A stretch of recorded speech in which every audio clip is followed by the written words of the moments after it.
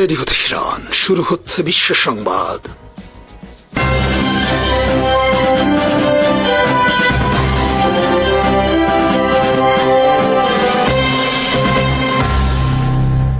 শুরুতেই সংবাদ শিরোনাম। আসসালামু আলাইকুম।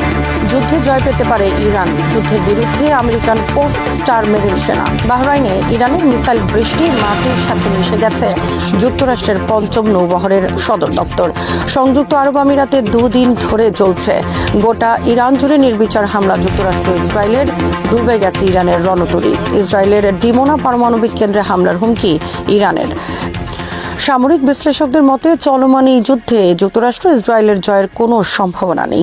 জয়ের দ্বারপ্রান্তে ইরান। এ যুদ্ধ থামানোর এখন একটাই উপায় আছে, তা হলো যুক্তরাষ্ট্র ইসরায়েলের একতরফা যুদ্ধবিরতি ঘোষণা। যুদ্ধের মাঠে বা আলোচনার মাধ্যমে এ যুদ্ধ শেষ হবে না, কারণ ইরান ইতোমধ্যে যুক্তরাষ্ট্রের আলোচনায় বসার প্রস্তাব প্রত্যাখ্যান করেছে, আর ইরানও এ যুদ্ধ থামাবে না। ফলে যুক্তরাষ্ট্রের জন্য এখন একটি মাত্র পথ খোলা তথা একতরফা যুদ্ধবিরতি। বিশ্লেষকদের মতে যুক্তরাষ্ট্র ইসরায়েল একতরফা যুদ্ধবিরতি ঘোষণা করলে ইরানও যুদ্ধ থামিয়ে দেবে।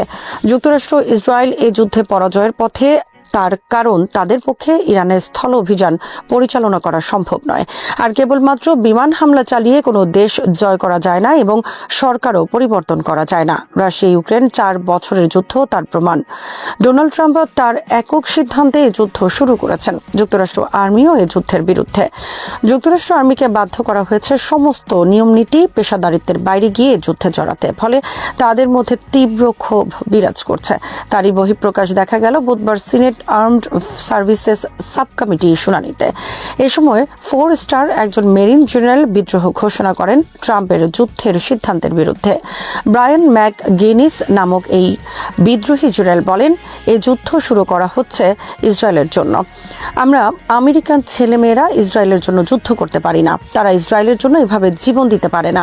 আমরা ইসরায়েলের জন্য যুদ্ধ করব না, আমেরিকা ইসরায়েলের জন্য যুদ্ধ করবে না। এ কথা বলার সঙ্গে সঙ্গে তাকে থামানোর নির্দেশ দেন অন্যান্য কর্মকর্তারা, কিন্তু তিনি না থেমে চিৎকার করে যুদ্ধের বিরুদ্ধে কথা বলতে থাকেন। তখন অন্যরা তাকে জোর জবরদস্তি করে টেনে হিচড়ে সেখান থেকে নিয়ে যান। এ সময় তার বাম হাত ভেঙে যায়।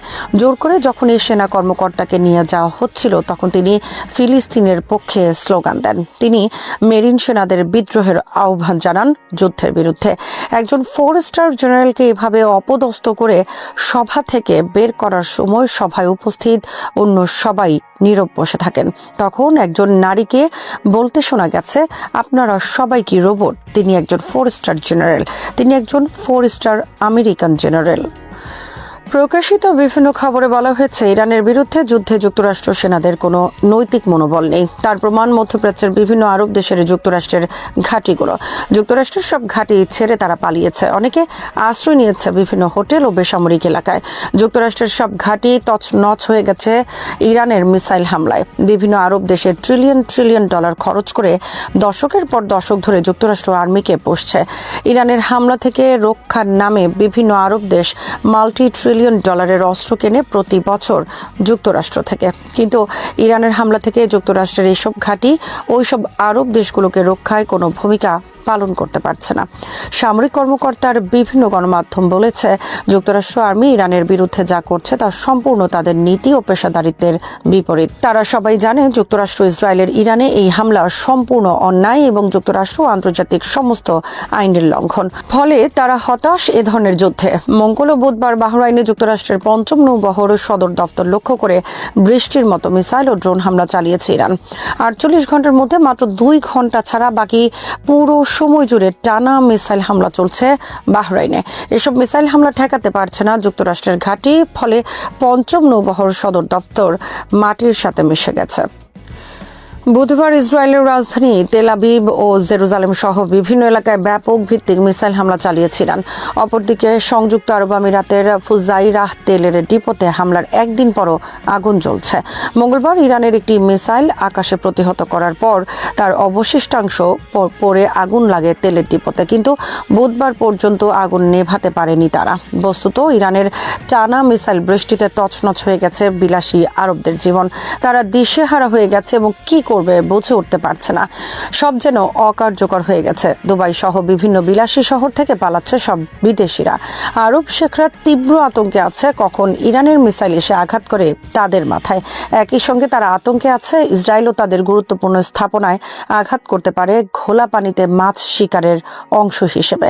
গত কয়েকশো বছরে এমন ভয়ানক পরিস্থিতির মুখোমুখি হয়নি আরব রাজারা, এবং এ ধরনের পরিস্থিতি মোকাবেলারও কোনো উপায় তাদের জানা নেই। প্রকাশিত এক জরিপে বলা হয়েছে যুক্তরাষ্ট্রের 70% মানুষ ইরান আক্রমণের বিরুদ্ধে। অপরদিকে ইরানে যারা কিছুদিন আগেও সরকার পতনের জন্য রাস্তায় বিক্ষোভ করেছে তারা এখন সরকারের পক্ষে এবং আমেরিকার বিরুদ্ধে প্রতিশোধের আগুনে জ্বলছে। তারা সবাই এখন ঐক্যবদ্ধ। বিশেষ করে তাদের সর্বোচ্চ ধর্মীয় নেতা আলী খামেনিকে এভাবে হত্যার পর ইরানের কোটি কোটি মানুষ জীবন পণ করেছে যুক্তরাষ্ট্রকে প্রতিহত করার জন্য।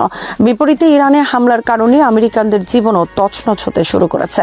রকেট গতিতে বাড়ছে জিনিসপত্রের দাম। অনেকদিন ধরে বারবার মন্দার মুখোমুখি হচ্ছে যুক্তরাষ্ট্রের অর্থনীতি। কোনো মতে জোড়া তালি দিয়ে এবং বিপুল পরিমাণ ঋণ নিয়ে বারবার ঠেকানো হচ্ছে দেউলিয়া পরিস্থিতি। এ অবস্থায় এ ধরনের ব্যয়বহুল যুদ্ধের বিরুদ্ধে তীব্রভাবে ফুঁসে উঠছে সব আমেরিকানরা। প্রকাশিত একটি খবরে বলা হয়েছে ইরানের একটি ড্রোন ভূপাতিত করার জন্য যুক্তরাষ্ট্র 8 থেকে 12টি প্যাট্রিয়ট মিসাইল ছুড়ছে, যা অবিশ্বাস্য, কিন্তু এটাই বাস্তব, কারণ তারা পেশাদারিত্ব ও মনোবল হারিয়ে ফেলছে। যেখানে ইরানের একটি শাহেদ 136 মিসাইলের দাম মাত্র $40,000 থেকে $50,000, সেখানে একটি প্যাট্রিয়ট মিসাইলের দাম $40 লাখ। এ থেকে সহজে অনুমান করা যায় ইরানের বিরুদ্ধে যুদ্ধে যুক্তরাষ্ট্রের ব্যয়ের পরিমাণ। 28 ফেব্রুয়ারি হামলার পর থেকে বুধবার পর্যন্ত যুক্তরাষ্ট্রের ব্যয় হচ্ছে $31 থেকে $34 বিলিয়ন। যুক্তরাষ্ট্র ও ইসরায়েল বুধবার গোটা তেহরান জুড়ে নির্বিচার হামলা চালিয়েছে। হামলায় ধ্বংস হয়েছে পারমাণবিক স্থাপনা সহ অনেক গুরুত্বপূর্ণ সামরিক বেসামরিক প্রতিষ্ঠান। এর ফলে মোট নিহতের সংখ্যা ছাড়িয়েছে 1000। বুধবার যুক্তরাষ্ট্র সাবমেরিন থেকে মিসাইল হামলা চালিয়ে ডুবিয়ে দিয়েছে ইরানের একটি ফ্রিগেট রণতরী। শ্রীলঙ্কার উপকূলে এ ঘটনায় নিহত হয়েছেন 87 জন ইরানি সেনা। 32 জন সেনাকে শ্রীলঙ্কা উদ্ধার করেছে। জাহাজে মোট 180 জন নাবিক ছিলেন, বাকিরা এখনও নিখোঁজ। একটি আন্তর্জাতিক মহড়ায় অংশ নিয়ে ইরানের এই রণতরী দেশে ফেরার পথে হামলা চালায় যুক্তরাষ্ট্র নেভি। ইরানের এলিট ফোর্স IRGCর একজন ঊর্ধ্বতন কর্মকর্তা বলেছেন, ইসরায়েল যুক্তরাষ্ট্র যদি ইরানে ক্ষমতা পরিবর্তনের চেষ্টা করে তাহলে হামলা করা হবে ডিমোনা পারমাণবিক স্থাপনায়। ডিমোনা পারমাণবিক স্থাপনা Shimon Peres Negev nuclear research centre নামে পরিচিত। এটি ইসরায়েলের নেগেভ মরুভূমিতে অবস্থিত একটি অত্যন্ত গোপনীয় পারমাণবিক কেন্দ্র। এটি ইসরায়েলের পারমাণবিক অস্ত্র তৈরির প্রধান উৎস হিসেবে ব্যাপকভাবে বিবেচিত। 1950-এর দশকের শেষের দিকে ফ্রান্সের সহায়তায় এটি নির্মাণ করা হয় এবং 1960-এর দশকে এটি কার্যকর হয়। মধ্যপ্রাচ্যের চলমান সংঘাতে নতুন এক কৌশলগত মোড় এসেছে ইরানের সাম্প্রতিক দাবি ঘিরে। তেহরান ঘোষণা করেছে যে তারা কাতারে অবস্থিত যুক্তরাষ্ট্রের অত্যাধুনিক ANFPS 132 block 5 early warning radar সিস্টেমে সফল হামলা চালিয়ে সেটিকে অকার্যকর বা ধ্বংস করেছে। রাডারটি যুক্তরাষ্ট্রের বৈশ্বিক ক্ষেপণাস্ত্র সতর্কতা নেটওয়ার্কের অংশ হিসেবে বিবেচিত হয় এবং এর আনুমানিক নির্মাণ ব্যয় প্রায় $1.1 বিলিয়ন বলে বিভিন্ন প্রতিরক্ষা বিশ্লেষণে উল্লেখ রয়েছে। ইরানের এই দাবি যদি পুরোপুরি সত্য প্রমাণিত হয় তাহলে তা শুধু একটি স্থাপনা ধ্বংসের ঘটনা নয়, বরং পারস্য উপসাগরীয় অঞ্চলে যুক্তরাষ্ট্র তার মিত্রদের আকাশ প্রতিরক্ষা কাঠামোয় একটি তাৎপর্যপূর্ণ ফাঁক তৈরি হওয়ার ইঙ্গিত বহন করতে পারে। ANFPS 132 ব্লক 5 হল যুক্তরাষ্ট্রের আপগ্রেডেড আর্লি ওয়ার্নিং রাডার সিরিজের অংশ, যা দূরপাল্লার ব্যালিস্টিক ক্ষেপণাস্ত্র শনাক্ত ও ট্র্যাক করার জন্য তৈরি। এই রাডার সিস্টেমের প্রযুক্তিগত বৈশিষ্ট্যের মধ্যে রয়েছে হাজার হাজার কিলোমিটার দূর থেকে উৎক্ষেপিত ক্ষেপণাস্ত্রের তাপ ও গতি শনাক্ত করার সক্ষমতা, উচ্চ ক্ষমতার ফেজড অ্যারে অ্যান্টেনা এবং রিয়েল টাইম ডেটা শেয়ারিং ব্যবস্থা। কাতারে অবস্থিত এই স্থাপনাটি মার্কিন সেন্ট্রাল কমান্ডের কার্যক্রমে গুরুত্বপূর্ণ ভূমিকা পালন করত বলে প্রতিরক্ষা মহল মনে করে। এটি শুধু যুক্তরাষ্ট্র নয়, বরং ইসরায়েল সহ আঞ্চলিক অংশীদারদের প্রতিরক্ষা পরিকল্পনাতেও প্রাথমিক সতর্কতা সরবরাহ করত। ইরানের ইসলামিক রেভলিউশনারি গার্ড কোর এক বিবৃতিতে জানায়, তাদের ক্ষেপণাস্ত্র ও ড্রোন সমন্বিত হামলায় এই রাডার স্থাপনাটি লক্ষ্যবস্তুতে পরিণত করে। তারা দাবি করে আকাশ প্রতিরক্ষা ভেদ করে নির্ভুলভাবে আঘাত হানা হয়েছে এবং এর ফলে শত্রুপক্ষের চোখ অন্ধ করে দেয়া সম্ভব হয়েছে। তবে যুক্তরাষ্ট্র বা কাতারের পক্ষ থেকে এখন পর্যন্ত পূর্ণাঙ্গ ধ্বংসের বিষয়টি আনুষ্ঠানিকভাবে স্বীকার করা হয়নি। মার্কিন কর্মকর্তারা শুধু বলছেন আঞ্চলিক নিরাপত্তা পরিস্থিতি মূল্যায়ন করা হচ্ছে এবং প্রয়োজনীয় প্রতিরক্ষামূলক ব্যবস্থা নেওয়া হয়েছে। বিশ্লেষকদের মতে একটি আর্লি ওয়ার্নিং রাডারের ভূমিকা কেবল ক্ষেপণাস্ত্র শনাক্ত করা নয়, বরং সেটি একটি সমন্বিত প্রতিরক্ষা জালের অংশ। ANFPS 132 থেকে সংগৃহীত তথ্য প্যাট্রিয়ট থার্ড এইচএস জাহাজ ভিত্তিক প্রতিরক্ষা ব্যবস্থা এবং মহাকাশ ভিত্তিক সেন্সর নেটওয়ার্কে প্রেরিত হয়। ফলে একটি স্থাপনা ক্ষতিগ্রস্ত হলেও পুরো নেটওয়ার্ক সঙ্গে সঙ্গে অকার্যকর হয়ে যায় না। তবু নির্দিষ্ট ভৌগোলিক অঞ্চলে প্রতিক্রিয়ার সময় কমে যাওয়া বা নজরদারির ফাঁক তৈরি হওয়ার সম্ভাবনা উড়িয়ে দেওয়া যায় না। বিশেষত পারস্য উপসাগরীয় অঞ্চলে ইরানের ক্ষেপণাস্ত্র সক্ষমতা বিবেচনায় আগাম সতর্কতার প্রতিটি সেকেন্ড অত্যন্ত গুরুত্বপূর্ণ। এই ঘটনার কৌশলগত তাৎপর্য বোঝার জন্য সাম্প্রতিক সংঘাত প্রেক্ষাপটও বিবেচনায় নিতে হয়। যুক্তরাষ্ট্র ও ইসরায়েল গত কয়েক সপ্তাহ ধরে ইরানের সামরিক অবকাঠামো লক্ষ্য করে বিভিন্ন হামলা চালিয়েছে বলে খবর প্রকাশিত হয়েছে। তেহরান দাবি করছে তাদের প্রতিক্রিয়া ছিল প্রতিরোধমূলক এবং তারা এমন লক্ষ্যবস্তু বেছে নিয়েছে যা সরাসরি তাদের বিরুদ্ধে ব্যবহৃত হচ্ছিল। ইরানের সামরিক নেতৃত্বের বক্তব্য অনুযায়ী শত্রুপক্ষের নজরদারি ও সতর্কতা ব্যবস্থায় আঘাত হানাই ছিল প্রধান কৌশল, যাতে ভবিষ্যৎ ক্ষেপণাস্ত্র অভিযানে তারা কৌশলগত সুবিধা পায়। প্রতিরক্ষা বিশেষজ্ঞরা বলছেন যদি সত্যি রাডারটি সম্পূর্ণ ধ্বংস হয়ে থাকে তবে সেটি প্রতিস্থাপন করা সহজ কাজ নয়। এই ধরনের স্থাপনা নির্মাণে দীর্ঘ সময়, বিশেষায়িত অবকাঠামো এবং উচ্চমাত্রার প্রযুক্তিগত সমন্বয় প্রয়োজন হয়। একই সঙ্গে সংশ্লিষ্ট এলাকায় নিরাপত্তা ঝুঁকি বাড়তে পারে, কারণ শত্রুপক্ষ জানবে যে ওই অঞ্চলে আগাম সতর্কতার সক্ষমতা সাময়িকভাবে দুর্বল। তবে যুক্তরাষ্ট্রের বৈশ্বিক নেটওয়ার্ক উপগ্রহ ভিত্তিক ইনফ্রারেড সতর্কতা ব্যবস্থা রয়েছে যা মহাকাশ থেকে উৎক্ষেপণ শনাক্ত করতে পারে। ফলে একটি স্থাপনার ক্ষতি সামগ্রিক সক্ষমতাকে পুরোপুরি ভেঙে ফেলবে এমন ধারণা অনেক বিশ্লেষক অতিরঞ্জিত বলে মনে করেন। রাজনৈতিক দিক থেকেও ঘটনাটি গুরুত্বপূর্ণ। ইরান অভ্যন্তরীণভাবে এটিকে বড় সাফল্য হিসেবে তুলে ধরছে, যা তাদের জনমনে আত্মবিশ্বাস বাড়াতে পারে। একই সঙ্গে আঞ্চলিক শক্তিগুলোর কাছে একটি বার্তা দিচ্ছে যে তারা উচ্চ মূল্যের লক্ষ্যবস্তুতে আঘাত হানতে সক্ষম। অপরদিকে যুক্তরাষ্ট্রের জন্য এটি কূটনৈতিক চ্যালেঞ্জ হয়ে দাঁড়াতে পারে, কারণ মিত্র দেশগুলো তাদের নিরাপত্তা ব্যবস্থার কার্যকারিতা নিয়ে প্রশ্ন তুলতে পারে। বিশেষত কাতারের মতো দেশে অবস্থিত স্থাপনায় হামলা হলে সেই দেশের নিরাপত্তা নীতিতেও প্রভাব পড়তে পারে। সামরিক কৌশলগত দৃষ্টিকোণ থেকে দেখলে এই হামলা অ্যান্টি অ্যাক্সেস এরিয়া ডিনায়াল নীতির অংশ হতে পারে, অর্থাৎ শত্রুপক্ষের নজরদারি ও প্রতিরক্ষা ব্যবস্থাকে দুর্বল করে আকাশ ও সমুদ্র পথে নিজেদের প্রভাব বিস্তার নিশ্চিত করা। ইরান বহু বছর ধরে ক্ষেপণাস্ত্র প্রযুক্তি উন্নয়নে বিনিয়োগ করেছে এবং তাদের ব্যালিস্টিক ও ক্রুজ ক্ষেপণাস্ত্র ভান্ডার মধ্যপ্রাচ্যে অন্যতম বৃহৎ বলে ধারণা করা হয়। এই সক্ষমতার সঙ্গে যদি নির্ভুল লক্ষ্যভেদের প্রমাণ যুক্ত হয় তাহলে তা আঞ্চলিক শক্তির ভারসাম্যে নতুন সমীকরণ তৈরি করতে পারে। তবে এখনও অনেক প্রশ্নের উত্তর অমীমাংসিত। রাডারটি সম্পূর্ণ ধ্বংস হয়েছে নাকি আংশিক ক্ষতিগ্রস্ত তা পরিষ্কার নয়। সামরিক বিশ্লেষণে দেখা যায় বড় ফেসড অ্যারে রাডারগুলো কংক্রিট সুরক্ষিত কাঠামোর মধ্যে স্থাপন করা হয় এবং সেগুলো ধ্বংস করতে উচ্চ ক্ষমতার নির্ভুল আঘাত প্রয়োজন। ইরান যদি সত্যি এমন আঘাত হানতে সক্ষম হয়ে থাকে তবে তা তাদের ক্ষেপণাস্ত্র নির্ভুলতার মান উল্লেখযোগ্যভাবে উন্নত হওয়ার ইঙ্গিত দেয়।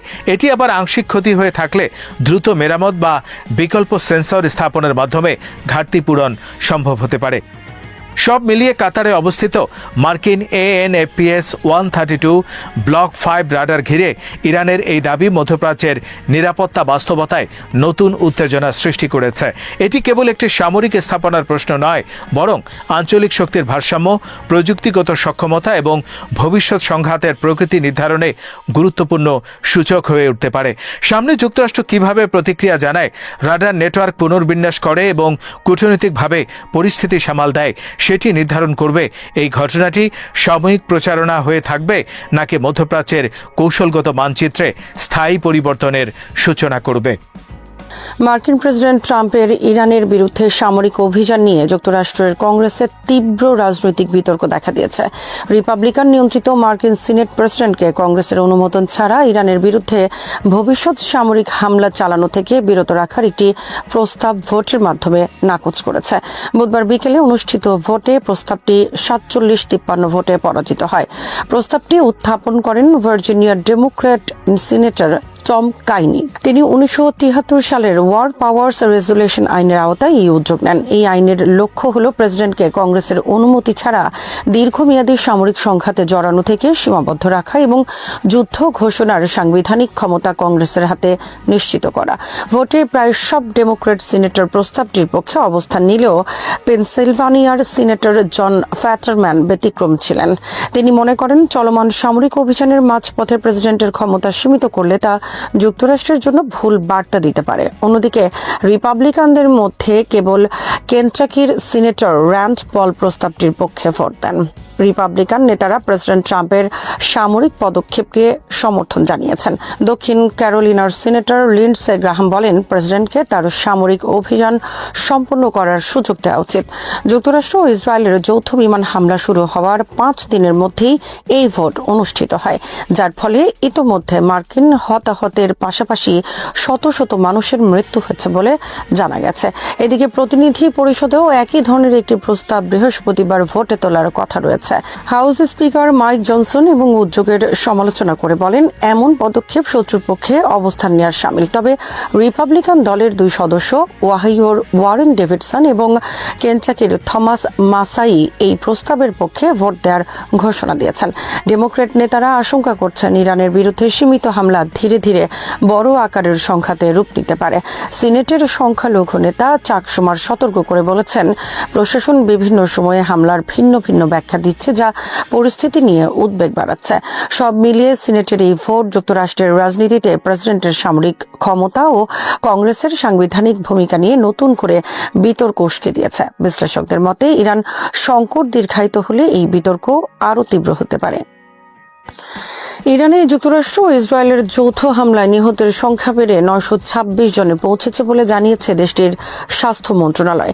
বুধবার দেয়া এক বিবৃতিতে মন্ত্রণালয়ের মুখপাত্র হোসেন কেরমানপুর জানান, গত 28 ফেব্রুয়ারি থেকে 4 মার্চ বিকেল 5টা পর্যন্ত চালানো এসব হামলায় মোট 6186 জন আহত হয়েছেন।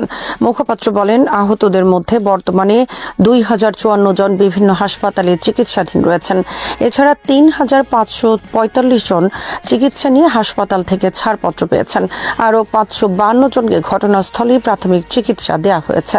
আহতদের চিকিৎসার অংশ হিসেবে এখন পর্যন্ত অন্তত 502টি অস্ত্রোপচার সম্পন্ন হয়েছে বলেও জানান তিনি। স্বাস্থ্য মন্ত্রণালয়ের তথ্য অনুযায়ী নিহতদের মধ্যে প্রায় 13% নারী এবং 87% পুরুষ। নিহতদের মধ্যে 18 বছরের নিচে রয়েছে অন্তত 180 জন শিশু কিশোর। এদের মধ্যে 5 বছরের কম বয়সী 3টি শিশু রয়েছে। সবচেয়ে কম বয়সী নিহত ব্যক্তি রাজধানী তেহরানের 1 বছরের একটি শিশু। অন্যদিকে আহতদের মধ্যে উল্লেখযোগ্য সংখ্যক শিশু রয়েছে। আহতদের মধ্যে 301 জনের বয়স 18 বছরের নিচে এবং 39 জনের বয়স 5 বছরেরও কম। সবচেয়ে কম বয়সী আহত ব্যক্তি 6 মাস বয়সী একটি শিশু। আর সবচেয়ে বেশি বয়সী আহত ব্যক্তি 91 বছর বয়সী একজন বৃদ্ধ। মধ্যপ্রাচ্যে ক্রমবর্ধমান উত্তেজনার প্রেক্ষাপটে কাতারের আকাশসীমা সুরক্ষায় সামরিক প্রস্তুতি বাড়ানোর নির্দেশ দিয়েছেন কাতারের আমির Tamim bin Hamad Al Thani. বুধবার দেশটির বিমান অপারেশনস সেন্টার পরিদর্শনের সময় তিনি এই নির্দেশনা দেন বলে জানিয়েছে আনাদুলু এজেন্সি। কাতারের আমিরি দিওয়ানের এক বিবৃতিতে বলা হয়, পরিদর্শনকালে আমির সামরিক ইউনিটগুলোর প্রস্তুতির অবস্থা পর্যালোচনা করেন এবং চলমান কার্যক্রম সম্পর্কে বিস্তারিত ব্রিফিং নেন। বিশেষ করে গুরুত্বপূর্ণ স্থাপনা নিরাপত্তা জোরদার করা এবং দেশের আকাশসীমা ও আঞ্চলিক জলসীমা সুরক্ষার জন্য যে পদক্ষেপ নেওয়া হয়েছে সে বিষয়ে তাকে অবহিত করা হয়। জাতীয় নিরাপত্তা রক্ষার অংশ হিসেবে এসব ব্যবস্থা আরও শক্তিশালী করার উপর গুরুত্বারোপ করেন তিনি। বিবৃতিতে আরও বলা হয়, কাতারের আমির সামরিক বাহিনী ও সংশ্লিষ্ট নিরাপত্তা সংস্থাগুলোকে প্রস্তুতির মাত্রা আরও বাড়াতে এবং পারস্পরিক সমন্বয় জোরদার করতে নির্দেশ দিয়েছেন। তিনি বলেন, দেশের নিরাপত্তা ও সার্বভৌমত্ব রক্ষায় সব বাহিনীকে সর্বোচ্চ সতর্ক অবস্থানে থাকতে হবে। এদিকে হামলার জবাবে তেহরানও পাল্টা পদক্ষেপ নিয়েছে। ইরান ড্রোন ও ক্ষেপণাস্ত্র হামলা চালিয়ে ইসরায়েলের পাশাপাশি উপসাগরীয় কয়েকটি দেশকে লক্ষ্যবস্তু করেছে, যেখানে মার্কিন সামরিক ঘাঁটি ও সম্পদ রয়েছে। ফলে গোটা মধ্যপ্রাচ্যে নিরাপত্তা পরিস্থিতি আরও উত্তেজনাপূর্ণ হয়ে উঠেছে এবং সম্ভাব্য সংঘাত ছড়িয়ে পড়ার আশঙ্কা বাড়ছে। এই প্রেক্ষাপটে আকাশসীমা ও গুরুত্বপূর্ণ স্থাপনা রক্ষায় কাতার তার সামরিক প্রস্তুতি জোরদার করেছে। ইরান, যুক্তরাষ্ট্র ও ইসরায়েলের মধ্যে চলমান সংঘাতের চতুর্থ দিনে ইসরায়েলি বাহিনীর 680 জনের বেশি হতাহত হয়েছে বলে দাবি করেছে ইরানের বিপ্লবী গার্ড বাহিনী। ইরানের রাষ্ট্রীয় সংবাদ মাধ্যম তাসনিম নিউজ এজেন্সি জানিয়েছে, আল ওয়াদ আল সাদিক 4 নামে পরিচালিত অভিযানের 17তম বিবৃতিতে এই তথ্য জানানো হয়েছে। বিবৃতিতে বলা হয়, অভিযানের 16তম ধাপে ইরানের মহাকাশ ও ক্ষেপণাস্ত্র বাহিনী ইসরায়েলের মধ্য ও উত্তরাঞ্চলের বিভিন্ন গুরুত্বপূর্ণ লক্ষ্যবস্তুতে ব্যাপক ক্ষেপণাস্ত্র ও ড্রোন হামলা চালায়। এতে একাধিক সামরিক ও কৌশলগত স্থাপনায় আঘাত হানা হয়েছে বলে দাবি করা হয়েছে। ইরানের দাবি অনুযায়ী হামলার লক্ষ্যবস্তু ছিল তেল আবিবের নিকটবর্তী হাকিরিয়া এলাকায় অবস্থিত ইসরায়েলি সেনাবাহিনীর জেনারেল স্টাফ সদর দপ্তর এবং যুদ্ধ মন্ত্রণালয়। এছাড়া বেনি ব্রাক এলাকার কৌশলগত অবকাঠামো, তেল আবিবের উত্তর পূর্বে পেতাহ টিকফা অঞ্চলের সামরিক স্থাপনা এবং পশ্চিম গ্যালিলির একটি সামরিক কেন্দ্রেও আঘাত হানা হয়েছে। বিপ্লবী গার্ড বাহিনীর ভাষ্য অনুযায়ী এসব লক্ষ্যবস্তুতে নির্ভুলভাবে ক্ষেপণাস্ত্র ও ড্রোন আঘাত হেনেছে। বিবৃতিতে আরও বলা হয়, গোয়েন্দা তথ্য ও মাঠ পর্যায়ের প্রতিবেদনের ভিত্তিতে সংঘাতের চতুর্থ দিন পর্যন্ত ইসরায়েলের হতাহতের সংখ্যা 680 জনের বেশি হয়েছে, যার মধ্যে নিহত ও আহত উভয়ই রয়েছে। এদিকে আরেকটি সংশ্লিষ্ট প্রতিবেদনে তাসনিম নিউজ এজেন্সি জানিয়েছে, ইরানের বিমান প্রতিরক্ষা ব্যবস্থা একটি মার্কিন F-15 যুদ্ধবিমান ভূপাতিত করেছে। তবে এ বিষয়ে যুক্তরাষ্ট্র বা ইসরায়েলের পক্ষ থেকে তাৎক্ষণিক কোনো মন্তব্য পাওয়া যায়নি। মধ্যপ্রাচ্যে ক্রমবর্ধমান এই সংঘাত নিয়ে আন্তর্জাতিক মহলে উদ্বেগ বাড়ছে। বিশেষজ্ঞরা আশঙ্কা করছেন, পরিস্থিতি দ্রুত নিয়ন্ত্রণে না এলে বৃহত্তর আঞ্চলিক যুদ্ধে রূপ নিতে পারে। শ্রীলঙ্কার দক্ষিণ উপকূলের কাছে একটি ইরানি যুদ্ধ জাহাজ ডুবে যাওয়ার ঘটনায় অন্তত 101 জন নাবিক নিখোঁজ রয়েছেন বলে স্থানীয় গণমাধ্যম জানিয়েছে। দেশটির ডেইলি মিরর প্রতিরক্ষা সূত্রের বরাতে জানায়, জাহাজটি একটি বিদেশি সাবমেরিনের হামলার শিকার হয়েছিল বলে ধারণা করা হচ্ছে। তবে এই ঘটনায় এখনও অনেক তথ্য নিশ্চিত নয়। প্রতিবেদন অনুযায়ী ঘটনায় আরও 78 জন নাবিক আহত হয়েছেন। আহতদের পরিচয় এখনও প্রকাশ করা হয়নি। শ্রীলঙ্কা নৌবাহিনীর মুখপাত্র বুদ্ধিকা সম্পাথ জানান, সমুদ্রে ভাসমান কয়েকজনকে উদ্ধার করা হয়েছে এবং পরে জানা যায় তারা ইরানি যুদ্ধ জাহাজের নাবিক। উদ্ধার হওয়া আহতদের দ্রুত গলি শহরের কারপিটিয়া টিচিং হাসপাতালে ভর্তি করা হয়েছে, যেখানে তাদের চিকিৎসা চলছে। তিনি বলেন, উদ্ধার অভিযানের সময় সমুদ্রে কয়েকটি মরদেহ পাওয়া গেছে, যেগুলো সম্ভবত একই জাহাজের নাবিকদের। ঘটনাটি শ্রীলঙ্কার দক্ষিণাঞ্চলীয় শহর গলের উপকূলের কাছে ঘটেছে। নিখোঁজের নাবিকদের খুঁজে বের করতে শ্রীলঙ্কা নৌবাহিনী ও বিমান বাহিনী যৌথ উদ্ধার অভিযান চালাচ্ছে। ডুবে যাওয়া জাহাজটি ছিল ইরানের নৌবাহিনীর মৌজে শ্রেণীর ফ্রিগেট আইরিশ ডেনা। জাহাজটি ইরানের দক্ষিণ নৌবহরের অংশ হিসেবে দায়িত্ব পালন করছিল। কর্তৃপক্ষ জানায়, দুর্ঘটনার আগে জাহাজটি ভারতের বিশাখাপত্তনে অনুষ্ঠিত বহুজাতিক নৌমহড়া মিলান 2026-এ অংশ নিয়েছিল। শ্রীলঙ্কা নৌবাহিনী জানায়, জাহাজটি বিপদ সংকেত পাঠানোর পর তারা ঘটনাস্থলে পৌঁছায়, কিন্তু সেখানে কোনো জাহাজ দেখা যায়নি, কেবল সমুদ্রে তেলের দাগ পাওয়া গেছে। নৌবাহিনীর মুখপাত্র বলেন, উদ্ধার অভিযান শেষ হওয়ার পর এ ঘটনার প্রযুক্তিগত তদন্ত করা হবে। একই সঙ্গে তিনি বিদেশি সাবমেরিন হামলার দাবিকে পুরোপুরি নাকচ করে দিয়ে বলেন, বিষয়টিকে আপাতত দুর্ঘটনা হিসেবেই দেখা হচ্ছে এবং ঘটনাটি শ্রীলঙ্কার ও জলসীমার বাইরে ঘটেছে। এদিকে যুক্তরাষ্ট্র ও ইসরায়েলের সাম্প্রতিক ইরান বিরোধী হামলা ও মধ্যপ্রাচ্যে চলমান উত্তেজনার প্রেক্ষাপটে এই ঘটনাকে ঘিরে নতুন করে উদ্বেগ তৈরি হয়েছে। ইন্টারন্যাশনাল অ্যাটমিক এনার্জির প্রধান রাফায়েল গ্রসি বলেছেন, বর্তমানে ইরান পারমাণবিক বোমা তৈরি করছে এমন কোনো প্রমাণ সংস্থাটির হাতে নেই। তবে তিনি সতর্ক করে বলেছেন, তেহরানের পারমাণবিক কর্মসূচি ঘিরে এখনও বেশ কিছু অমীমাংসিত বিষয় রয়েছে, যা আন্তর্জাতিক সম্প্রদায়ের জন্য উদ্বেগের কারণ হয়ে আছে। মঙ্গলবার সন্ধ্যায় দেয়া এক বক্তব্যে গ্রসি জানান, ইরানের কাছে বিপুল পরিমাণ সমৃদ্ধ ইউরেনিয়ামের মজুদ রয়েছে, যার একটি অংশের মাত্রা অস্ত্র তৈরির কাছাকাছি পর্যায়ে পৌঁছেছে। হয়েছে।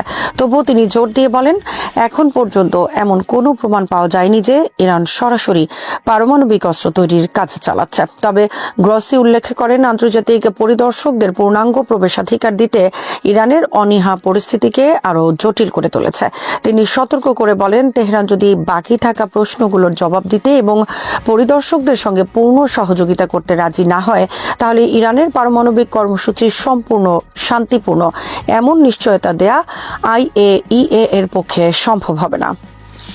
শ্রোতা বন্ধুরা, বিশ্ব সংবাদে এই ছিল আমাদের সর্বশেষ আয়োজন। সঙ্গে থাকার জন্য আপনাদের সবাইকে অসংখ্য ধন্যবাদ।